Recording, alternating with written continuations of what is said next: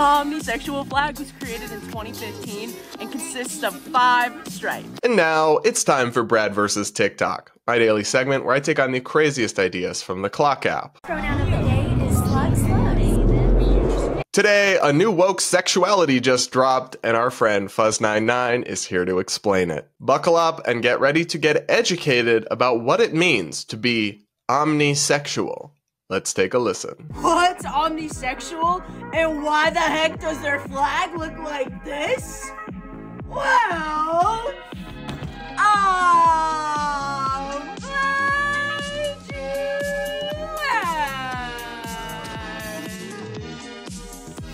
people who identify as omnisexual fall under the bi umbrella, which means they share a lot of similarities with other identities that fall under the same umbrella, but are different. Hey. People who identify as omnisexual are attracted to all genders, just like pansexual friends. Hey. However, unlike pansexual friends, omnisexual friends are not gender blind. They recognize people for their genders and have a preference for who they end up with. Do they think everybody's hot? Hell yeah! They just might not want to date someone or end up with someone depending on what their gender is. Hey. The omnisexual flag was created in 2015 and consists of 5 stripes. The light blue and light pink stripes represent the gender spectrum. The pink stripe represents attraction to women and femininity. The blue stripe represents attraction to men and masculinity. And the purple stripe represents people whose genders fall outside of the binary and gender spectrum. Hey. And not every omnisexual friend is the same as another omnisexual friend, but we love all of our omnisexual friends. So the comment section on this one did not disappoint. One person said, post this on IG Reels, because the comment section on Instagram Reels is savage. It is so offensive and so wild. And I'm not gonna lie, I go on there and look at the comments every time I see a funny reel. Another person writes, just put the fries in the bag, bro. Another person said, gonna lie, your content is amazing. Whatever you're on, nice spelling, bro. Whatever you're on, I need it instantly. Can we ban these in America, please? And literally cancer. So I don't support being mean or bullying this individual, Fuzz99, in any way. So please don't do that, at least not in my comment section. Let's be kind. But we can say that this content does not make sense and is not necessary. What this individual just described as omnisexual is just bisexual with extra steps. It's just bisexual dressed up in wrapping paper and rebranded into something new and woke and exciting.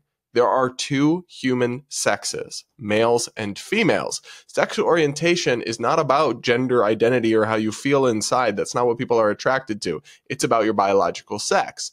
And so there are people who are attracted to the opposite sex, the same sex, or to both. And those would be bisexual people. And that's perfectly cool, perfectly valid. Live your life, love whoever you want, as long as you're all consenting adults and it's all above board, power to you. I couldn't care less. I'm fully supportive of that. And I think most people in America are. However, we don't need new fake names for it, right? It's just okay to be bisexual. You don't need to call it something else for extra victim points in the Oppression Olympics. And it's actually kind of bizarrely, in a weird way, accidentally regressive and kind of sexist and offensive, the way that Fuzz99 explains this imaginary concept. I mean, the blue is for boys and the pink is for red on the flag, or the pink is for girls on the flag. So you're doing sexism. You're literally just doing gender tropes and then calling it woke and progressive. That seems a little nonsensical to me, babe, but what do I know? I'm not up to date with the latest LGBTQIA2+ logo and identities, apparently. And I'm literally a part of this community, though it's really a category, as a gay person, and I can't keep up. So I don't understand how everyday straight people are supposed to. Unfortunately, people like this are turning the LGBT community or category or whatever you want to call it into something of a joke, right? You can't just keep adding things. It's like the LGBT community is a clown car, and now we're on the 40th person getting in this tiny little car. At some point, you run out of spare compartments, and the car is going to break or break down or bust. And you can't keep cramming things on to this ship without eventually sinking it and dragging it down. It's just, we've got to hold what we have. We finally got acceptance for gay, bisexual, and lesbian people. And now, instead of protecting that as it's actually starting to be eroded thanks to crap like this, we're going to just keep adding nonsense to it and undermine that progress and acceptance by presenting people with unnecessary things they can't understand because they're internally contradictory and not coherent logically. And then we're going to act shocked and victimized when support goes down. But actually, that's the predictable result of individuals like this and their rhetoric and their approach to these issues.